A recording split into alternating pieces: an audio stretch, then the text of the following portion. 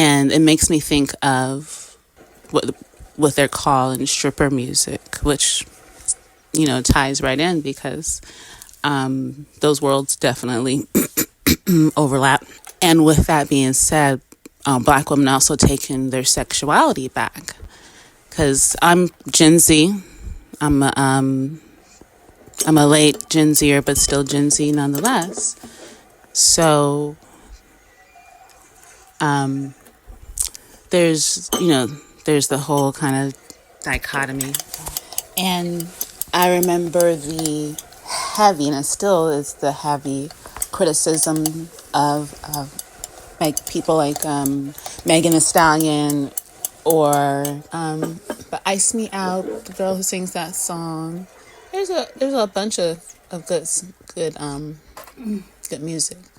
But what that actually does is cut out the middleman. And I think that's what Black people are actually pissed off at. Especially if you think about the type of persona that they projected of pimp. Like, what do you think a pimp is? But a middleman between the woman and the client. So guess what?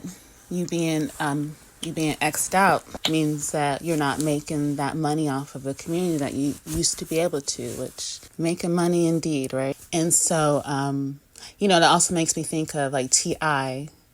And when we think of when he brought Iglu Azalea to the forefront and then actually gave her a song called Fancy Girl. Think about the layers. Remember what I said before about what a fancy girl was in the South. This is specific to the South, where there's some ties. There's a lot of ties to sex trafficking of Black women there, because it's basically like the ancestral land of Black Americans is the American South, right? Most Black Americans. If you don't, maybe Oklahoma. I don't know. Anyway. I think Oklahoma's not the South.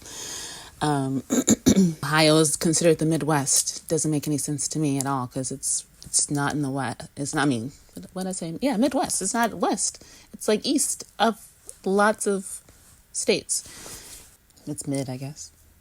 But yeah, think about what I said about Fancy Girl already, and that's a description of a Black woman, a biracial Black woman who is being prostituted. And there was a specific request for them because of their biracialness.